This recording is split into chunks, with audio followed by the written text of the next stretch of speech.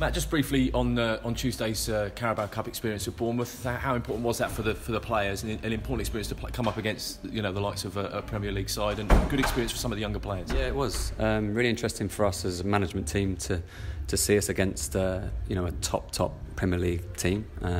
Some of our players needed some minutes as well, so it was good to get them into the team. And I thought we did very well. Probably didn't match up to them in terms of their quality around the box, but lots of good play in there, lots of people working hard, and some young boys coming out at the end and not looking out of place against, like I said, a Premiership quality. It's so positive, isn't it? Okay, the game's been lost. There was no expectations to win the Carabao Cup. The game's lost, and it was a very difficult tie. But to come away from a 3-0 defeat with so many positives is great. Yeah, obviously their goals were on the counter attack, and probably our mistake. So we were a little bit disappointed with that. I think the second one takes a deflection as well. So we were actually defending the box really well. The deflection takes it to their player, and he obviously finishes very well, and that's the quality that they've got. And the third one, it was just late on. But like I said, I was really pleased with the way our boys went about it. We looked fit, we looked sharp, and like I said, we got some young boys into the team as well. Just a reflection on Osman and Sam, of course, got some minutes on the pitch, which I think everyone was really pleased to see. How have they come through that? They've trained today, so that's a great positive for us. Losing Sam, Brandon as well early in pre-season, and obviously Osman's had his knee operation over the summer, so to see them all coming back, and Brandon's been training today, so lots of positives there. So are they available for selection, or is it likely they'll get some more substitute minutes? I think we'll make a decision tomorrow on selections for obviously Saturday, and those three are more likely selections for bench and stuff like that. So they'll be trying to push in training now for their start. But we've got a great squad, and it's great to have them come in from behind. So yeah, it's good. The loan window's about to close, so a few questions on that. Yeah. Is it likely that there will be any players coming into the club? Well, my job is part of what I do is working with our head of recruitment, Liam, and we're always looking. We're looking for this Friday, and we're looking for January. So if there's any movement, then we'll let you know. Obviously, there are question marks over Chuks Aneke. We haven't seen him on the bench. What's the situation? What can you tell us at this point? Well, I think it's been the same as it has over the summer. Chuks wanted to see what there was out there. He wants to maybe play at a high level. It's more than happy with us for him to do that. But until the window shuts on Friday, we just got to keep taking day by day. Just finally on the Chuks thing, because obviously the next time we speak to either you or Paul, it will be done. He'll either be here as an MK Dons player, or he'll have gone. Yeah. If he is here as an MK Dons player, I presume from your point of view as a management staff that it's a clean slate. He's got the opportunity to play football at this club and be part of the team going forward until January at least. Absolutely. We've had Chuks in a number of training sessions, and we can see the quality he's got.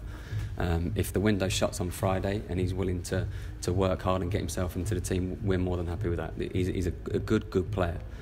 He wants to see if he can get a high level, and that's fine with us. If the window shuts, then we move on, and we clean slate, and we work together at coming to a position where we can maybe bring him into the team or the squad, and he's got to fight for his place and get back in. It's all going pretty well though this season, isn't it? Is it past your expectations as far as the job that you had to do here and where you are at the moment as a club? It was a difficult position for us coming in, but I think I've spoken before about having that summer period to work with. If you come in December where someone's lost their job and you're taking it on, that would be really, really difficult. And at the beginning, if you'd have said that we'd have come away with the points that we've got up until this point, I'd have snapped your hand off. Like I say, we've lost a few players to injuries, which is probably the disappointing thing, and a lot of those have been impact and not muscle injuries. So that has sort of slowed us down a little bit with our attacking players, losing people like Ryan Harley, Peter Pawlett, obviously Connor, playing so well through pre-season. So it'd be nice to have those back.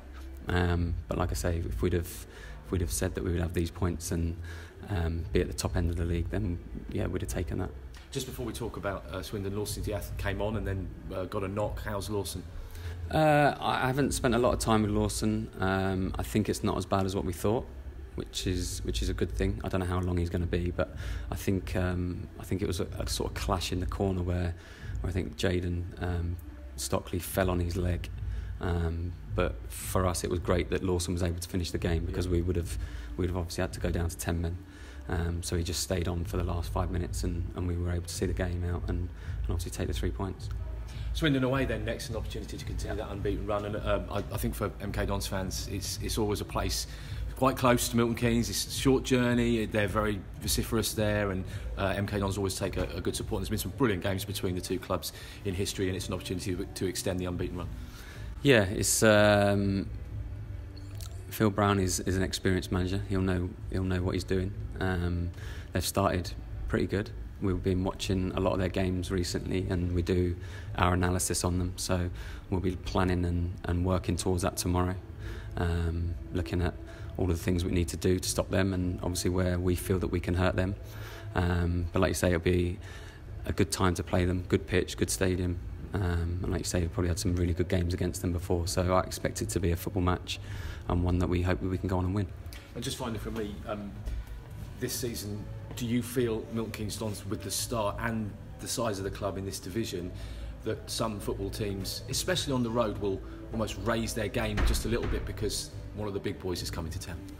Well, I think one of the big boys, just because we're where we are in the league, we have to see ourselves as a League Two club, and we're fighting it out now against League Two opposition, and we've done that well this season so far. We've started well, but that's it. That's just a start.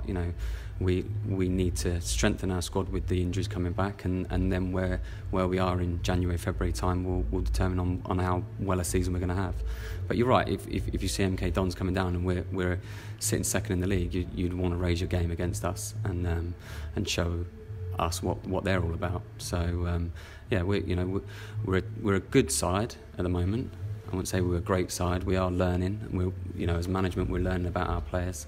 But the signs are good. We're growing. We're getting confident.